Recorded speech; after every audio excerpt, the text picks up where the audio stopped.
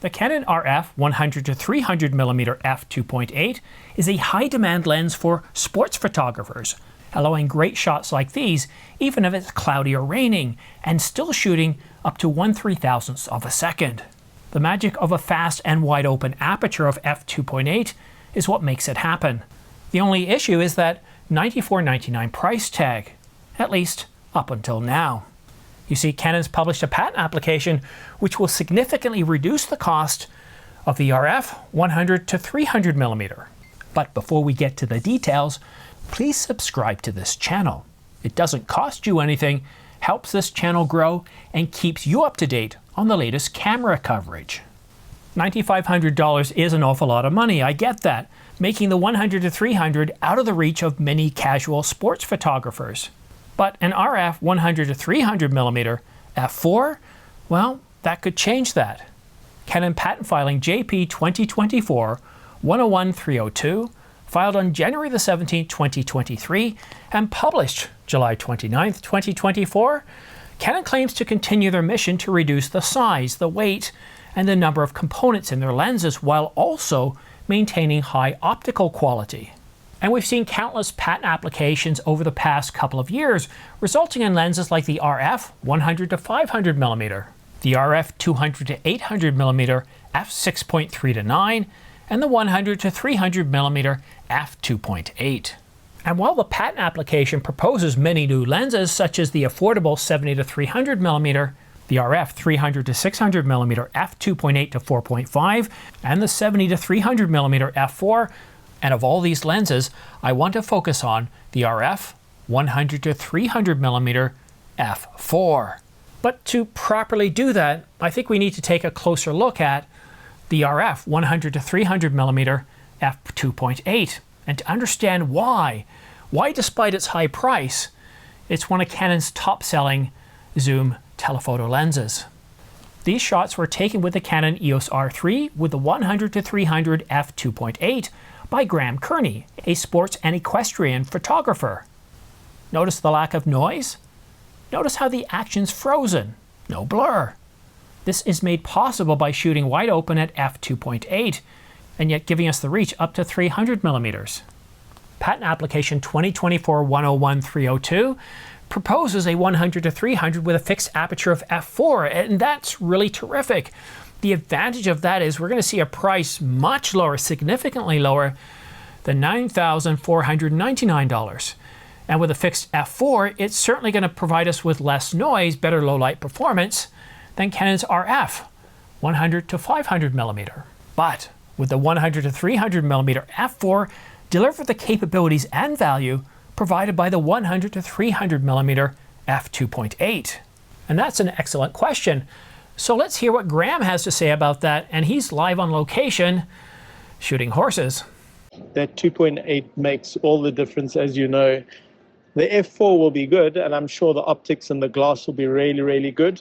No doubt for general wildlife sports photography under good lighting, it will be a really good lens, and it'll probably be a lot cheaper as well.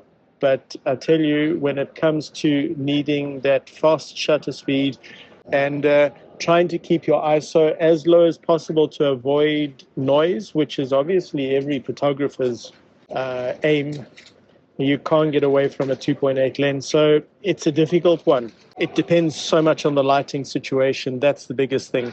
And this should give you a glimpse into why the 100 to 300mm f2.8, despite its price of $9,499, is a top seller.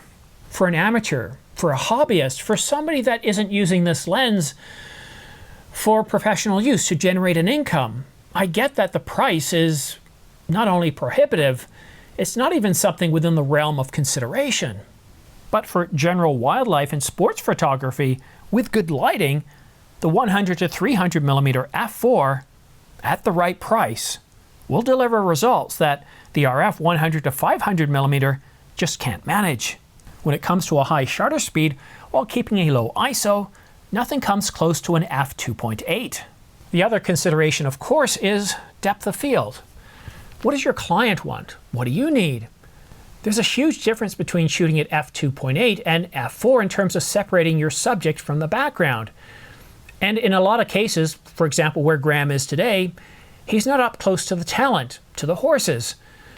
If you're going to be something like 35 to 50 feet away, you're not really going to get to separate the subject away from the background. Not like you could with f2.8. But with the improvements in the latest cameras, shooting at a higher ISO, very good results could be had with the 100 to 300mm f4.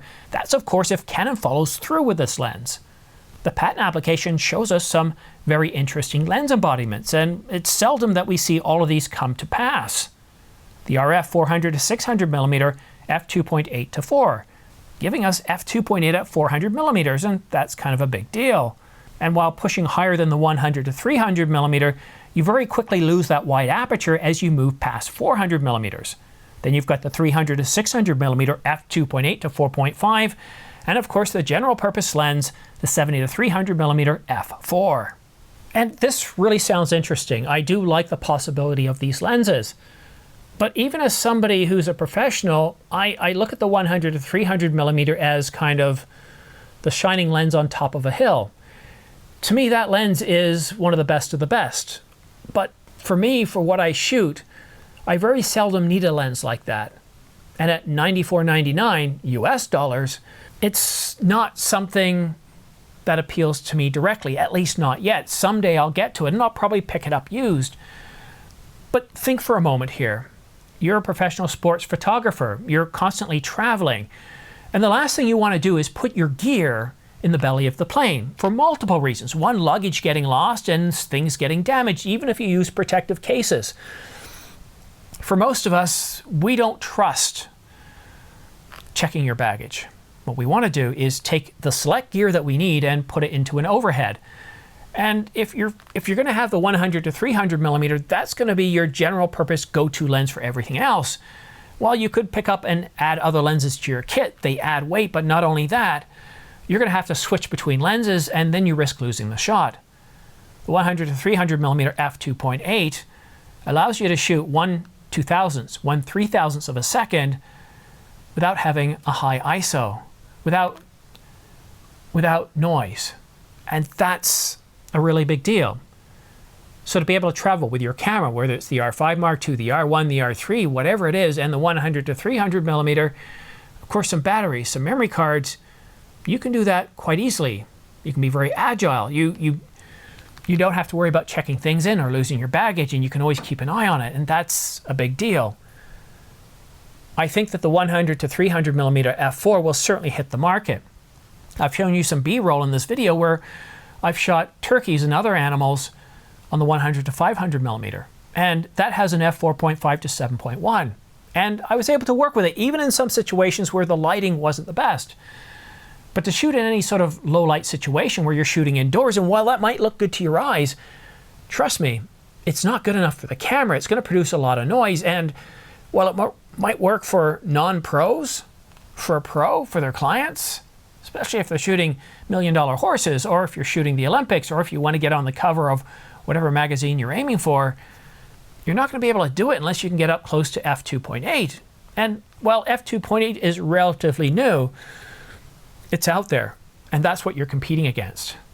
And for my final thought on all these lenses, and actually no, scratch that. For my final thought on the 100 to 300mm f2.8, why I think it's definitely a lens worth considering, well, let's have Graham give us the final word. And then just regarding the show jumping photographs, again, shooting 2.8 gives you that nice soft background. But again, remember, I've got to take into consideration that I'm not shooting very close to a lot of the subjects. They are sometimes 50 meters away from me, maybe a little bit more. And obviously, the further away from the lens the subject is, the wider that depth of field gets. So if you're shooting on an f4 and up, you're going to end up really with a sharp background as well, which does become a little bit more distracting. It's always nice to try and have that background blown out as much as possible. Well, the Canon RF 100 to 300mm f2.8 is finally in stock. It's sadly not on sale. And I did happen to check if there were any used items because, well, I might have actually purchased it myself. Well, depending on the price and the condition it's in. If you are interested in purchasing the RF 100 to 300mm f2.8, then please consider using my affiliate links down below. These guys right here. The amount of money I get from YouTube is, I could say, about 8 to 10%. The way this channel really gets funded is through purchases you guys make by using affiliate links and pre-order links, such as the R5 Mark II, and I've got those links down below as well. The big benefit is you get a new product, whether it's on sale or not. You get something to extend your capabilities. And you don't pay any extra. You don't have to put in any codes. You don't have to go through any hassle. You use these links, you get something you want, and I get a small commission back from the retailers. And really, it's the best of both worlds. What a better way to support me than when you're looking to purchase something to use my links. At least for B&H, Adorama, and Amazon.com. For those of you shopping outside of the United States, I know I don't have a lot of international links yet, but maybe that's something I'll do this year. There's a lot of good retailers out there, but also don't forget to check out your local camera store. But also, a big thanks for sticking around and watching till the final end of this video. I very much appreciate it. Thank you so much. Have yourself a great weekend, and we'll see you again soon.